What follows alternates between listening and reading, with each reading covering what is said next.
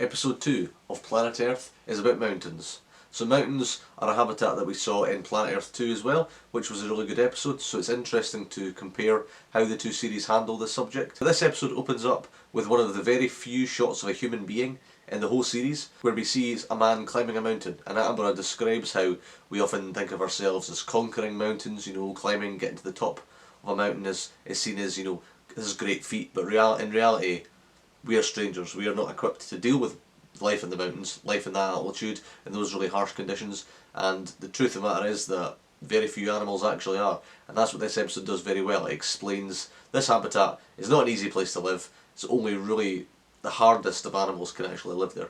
So I think that's a really good way of setting you into the scene of this episode, I think. And then we describe how mountains form. We basically talk about, there's a lot of talk about volcanic activity. We see one of the lowest places in the earth, and how that will one day possibly become a mountain range. The geography in this series is explored, I think, very well in a lot of the episodes, and I think this episode does a very good job of it. We also talk about glaciers, how they have an impact on things. We also just see a lot of the mountain ranges, a lot of the shots of the mountains in this episode, whether they be the Alps, or the Rockies, or the Himalayas. It's all really well filmed, and I think it does a really good job of just showing you how spectacular these places are. And the first main wildlife that we see are gelada baboons in the highlands of Ethiopia. And now geladas are interesting. They're one of the larger monkeys, and they have a very unique lifestyle, which I think this episode does a really good job of explaining how their lifestyle is so unique. They live almost entirely on grass, so they basically sit down all the time and grooming. Since monkeys are generally very social animals, they sort of chatter throughout the day. It maintains that social interaction between individuals. I think that was really interesting because you see, I'd seen geladas before this series, but I feel like this episode did a really good job of explaining their behaviours. And then we see them interacting with ibex and how they have this little partnership to sort of help each other out against the Ethiopian wolves. And that's a really good sequence. From there we move on to the Andes. Here we see guanaco and pumas. Pumas hunting guanaco is a sequence that has been done several times, but this was before pumas were the go-to animals for Patagonia.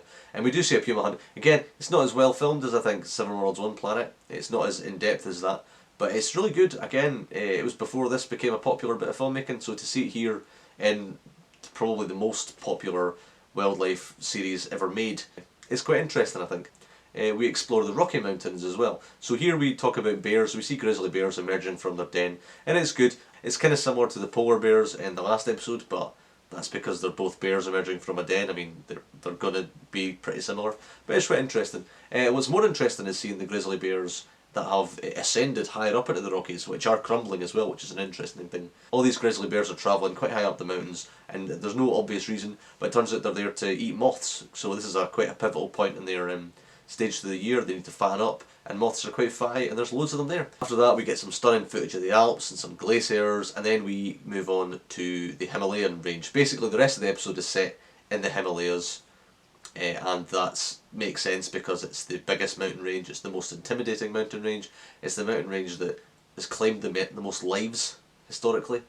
And here we see snow leopards. So snow leopards have been in every single iteration of Planet Earth, and here this was the first time we see them. And again, as I said in my Planet Earth 2 reviews, that snow leopard sequence in that series is the best I've ever seen. It's the most intimate, it's really good. Here is the second best. We don't see a lot of snow leopard sequences, to be fair. Outside of Planet Earth I don't think there is any.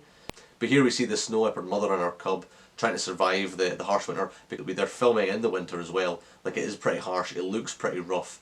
It's not just about the snow leopards, you get a lot of other animals as well. You see markhor, which are the animals that the snow leopards are hunting. I think this is the only snow leopard hunt we've ever had, and it really is great. The snow leopard mother going after that one markhor calf, which she basically chases it right the way down the cliff and has it, and then loses it as it falls into the river below. It's great. The fact that it's snowing as well while they're filming, which sometimes would maybe look a bit, if it came out today, would maybe seem a little bit annoying, like a bit almost unprofessional. But here it just added to it. I think it added to the mystery of the snow leopards, it added to how harsh the environment was. I think it was really great. And the fact that you see other animals as well, you see golden eagles going after the markhor, you see wolves as well, and a lot of them can have to lay low when the snow gets a bit too heavy, but that's perfect for the snow leopards, which go out hunting as well. I think it was really good. Again, the music as well helped. The music's very sombre, that helps create this atmosphere around the snow leopards. Again, we spend quite a bit of time with the snow leopards here. In Planet Earth 2 we get a very intimate look at snow leopards' lives. In Planet Earth they're still a bit mysterious. We talk about how almost mythical they are. It helps make the sequence a really good highlight of the episode. I think both sequences portray snow leopards and deal with snow leopards in different ways, but I think both do it very well. And I think here it certainly, for what they were going for, it's a very good bit of filmmaking. And we move on to China, where we spend a bit of time. We spend a bit of time in China. We talk about giant pandas for a bit. Again, an animal we all know, we all recognise pretty instantly, but we don't see them as often.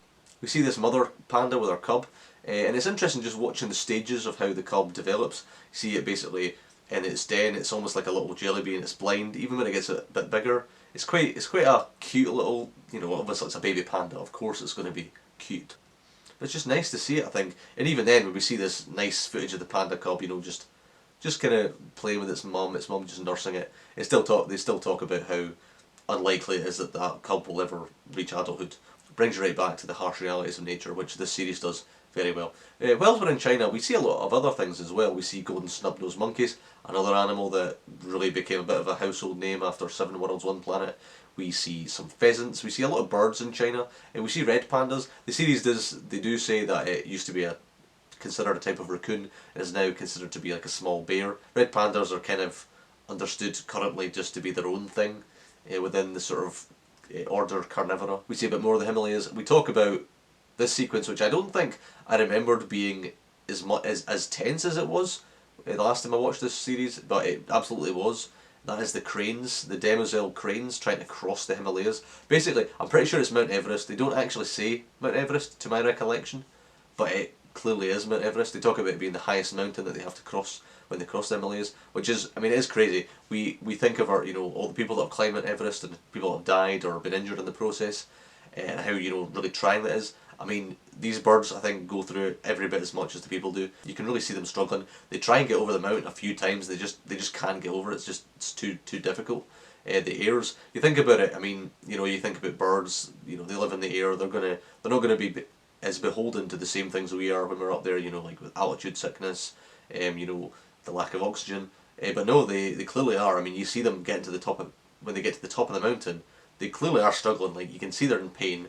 I think it's really good. Also, them getting hunted by the golden eagles as well. Great sequence. Again, the golden eagles just grabbing that one crane and dragging it down, and it clearly not being an easy meal for them either. Also, the fact that the golden eagles are picking them off, they're still not portrayed as the biggest threat to them. It really is this mountain that they have to conquer. They have to get over to continue with their migration.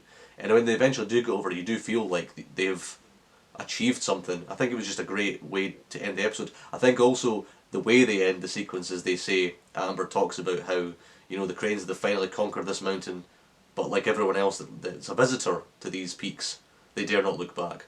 And I think that's just the perfect way to end this episode, because the mountains, we all admire them, we all talk about climbing mountains, but you wouldn't want to stay there, and that is, I think, the perfect way of describing the relationship that most visiting animals and ourselves have with mountains.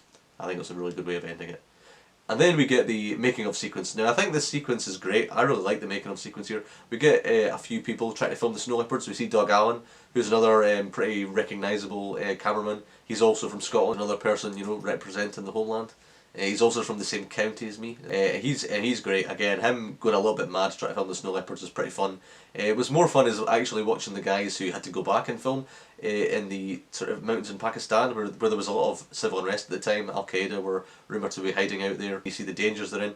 Also, I think they did a good job of showing you how difficult life of a cameraman is sometimes, not just on like a physical level but an emotional. Like the guys are away from their families at Christmas. One guy's talking about his family are out singing carols, when he's stuck in here in the mountains looking for snow leopards, which don't appear anytime soon. It's just a really good bit, really good. It brings you back down. It shows you these guys are ultimately, doing their job.